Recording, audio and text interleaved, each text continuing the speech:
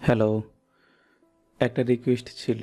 এক ভাই একটা রিকোয়েস্ট করতেছিলেন যে উনাকে একটা সাউন্ড ইফেক্ট হয় এরকম কিছু করে দেখানোর জন্য। মেইনলি রিকোয়েস্টটা ছিল এরকম যে কিছু বাটন থাকবে, বাটনের মধ্যে ক্লিক করলে সাউন্ড ইফেক্ট শোনা যাবে। এরকম কিছু একটা উনাকে করে দেখানোর জন্য উনি এটা শিখতে চাইতেছেন আরকি। সো আমরা একটু পরে এটা দেখি উনি কি বলতেছেন, যে উনি বলতেছেন যে হচ্ছে ন্যাপ বার বাটন বা হোম বাটন ইত্যাদি বাটনে ক্লিক করলেই সাথে, সাথে একটা ক্লিক টাইপ সাউন্ড আসবে। এটা তৈরি করে দেখানোর জন্য।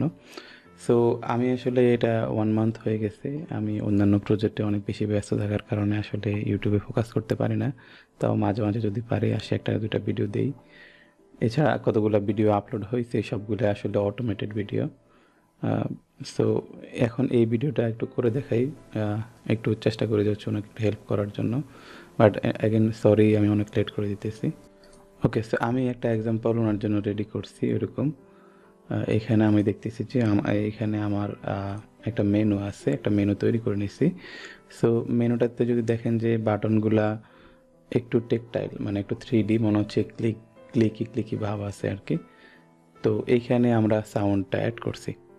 আমি যদি এখানে একটু সাউন্ড এগুলাতে ক্লিক দিই তাহলে দেখবেন যে একটা সাউন্ড আসবে। একটা কাজ করে সাউন্ডটা বাড়ায় দিই। এই যে সাউন্ড আসতেছে। তো এটা কই থেকে আসতেছে? এখানে আমার একটা অডিও ফাইল আছে, এই যে এটা আমি ইন্টারনেট থেকে ডাউনলোড করছি। সো এটা ইউজ করতেছি। তো আমাদের আসলে ভাই যেটা চাইছে ওটাই কাজ করতেছে এখানে। আমরা কয়েকটা বাটন নিচ্ছি। বাটনের মধ্যে ক্লিক দিলে আমাদের অডিওটা প্লে হচ্ছে। একটা ক্লিক সাউন্ড প্লে হচ্ছে। তো এটা রিয়েল লাইফ যদি ইউজ কেস বলি, আমি এর আগে একটা প্রজেক্টে কাজ করছি। সেখানে ওনাদের যে শোরুমে একটা প্রজেক্ট ইউজ করে ওনারা, যেখানে প্রোডাক্টের যে স্ক্যান থাকে, বারকোড স্ক্যান। সো এটা স্ক্যান করার সাথে, সাথে প্রোডাক্টটা অ্যাড হয়। অ্যাড হওয়ার সাথে, সাথে একটা সাউন্ড আসে। এছাড়া ওই প্রজেক্টে আরও অনেক সাউন্ড ছিল, যেমন আ একটা সেল যখন সাকসেসফুল হয় তখন একটা সাকসেস সাউন্ড আসে। আবার কোনো ইরর হলে একটা ইরর সাউন্ড আসে। আমরা যদি একটু ইরর সাউন্ড দেখি তাহলে বুঝতে পারবেন। যেমন কিছু ইরর সাউন্ড আছে এরকম। এই যে একটা ইরর সাউন্ড। তো এরকমই কিছু ইরর সাউন্ডও প্লে করা যায়। আবার কিছু সাকসেস সাউন্ড আছে, সেটা হচ্ছে এই যে এরকম।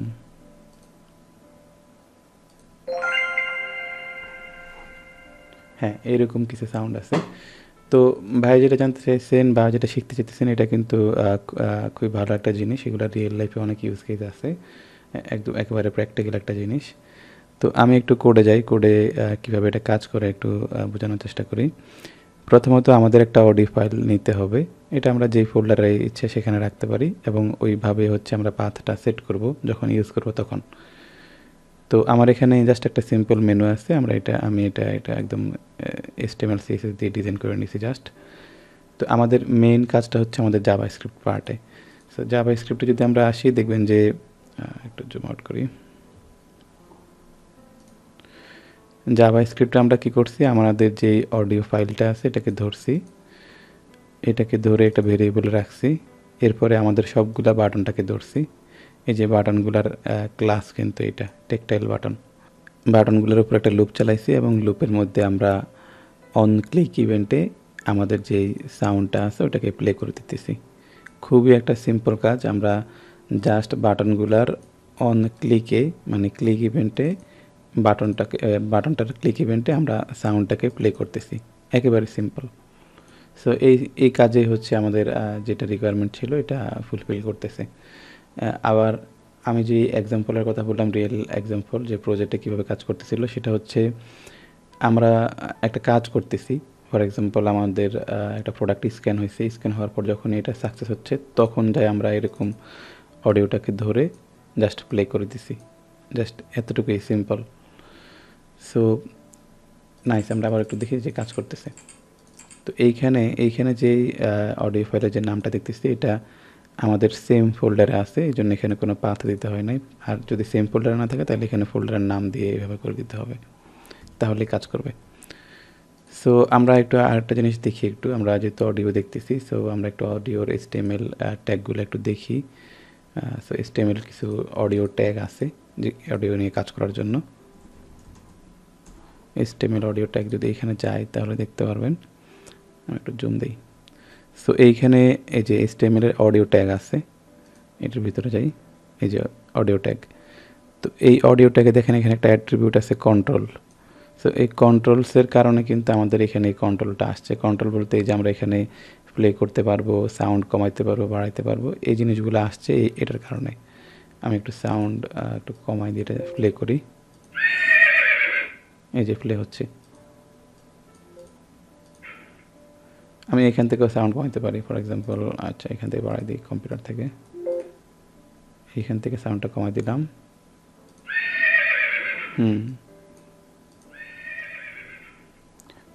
নাইস।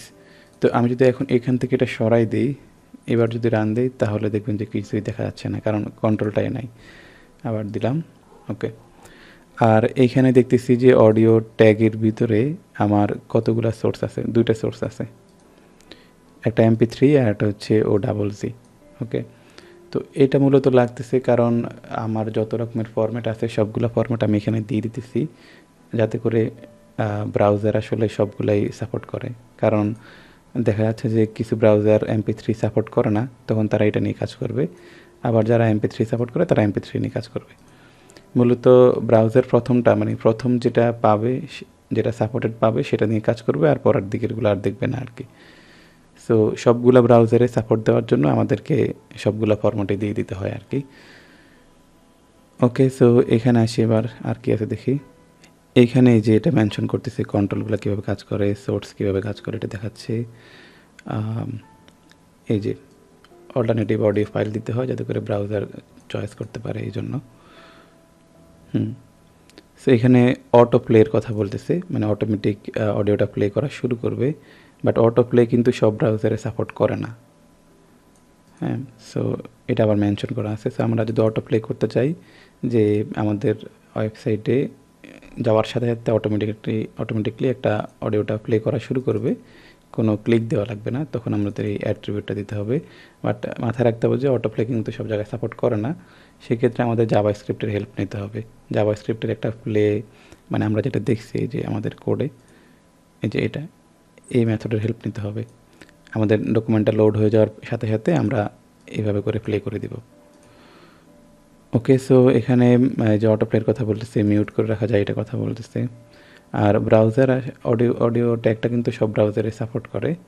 আর এইখানে যদি আসি, হ্যাঁ, এই যে MP3 দিকে তাকান, MP3 সবগুলো ব্রাউজারে সাপোর্ট করে, শুধু এই ব্রাউজার ছাড়া।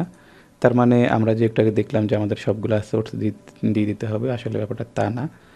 আগে ছিল এরকম, বাট এখন আধুনিক সবগুলো ব্রাউজারই আসলে MP3 সাপোর্ট করে। সো MP3 ইউজ করলেই হবে আর কি এখন। এই যে এগুলোর কথা মেনশন করতেছে। আরও কিছু রেফারেন্স আছে, আমি যদি এগুলোর ভিতরে যাই তাহলে দেখবেন যে এই যে কীভাবে প্লে করতে হয় এটা দেখাচ্ছে। সেম অডিও এবং ভিডিও একইভাবে এই প্লে দিয়ে প্লে করতে পারা যায়, পজ করা যায়। এই যে বাফার দেখা যায়, কন্ট্রোল করা যায়। সো এগুলো কখন লাগে, এই ধরনের যে লুপ তৈরি করা যায়, মানে অডিওটা বারবার চলতে থাকবে এরকম, মিউট করা যায়। তো এগুলো আসলে কখন লাগে, ধরেন আপনি একটা অডিও প্লেয়ার তৈরি করবেন ব্রাউজারের ভিতরেই, তখন আপনি এই সবগুলো জিনিস ব্যবহার করে একটা অডিও প্লেয়ার তৈরি করতে পারেন। সো অডিও একটা যদি অডিও প্লেয়ার তৈরি করেন, তাহলে আপনার অডিও রিলেটেড যত রকমের লার্নিং আছে সব কিছুই হয়ে যাবে আর কি। আমার একটা প্ল্যান আছে যে একটা অডিও প্লেয়ার তৈরি করে দেখানো, যেখানে ধরেন লেফট সাইডে অডিওগুলো থাকবে, রাইট সাইডে অডিওগুলো, যেই অডিওতে লেফট সাইডে ক্লিক দিতে হবে, রাইট সাইডে সেটা চলতে থাকবে, সেটার স্ট্যাটাসগুলো দেখাবে, কত পার্সেন্ট চলছে এটা দেখাবে, মানে সব ধরনের কন্ট্রোল থাকবে এরকম আর কি। এইখানে যদি নিচের দিকে আসি, যে আমাদের প্লে যেটা আমরা ইউজ করছি সেটা দেখাচ্ছে এখানে।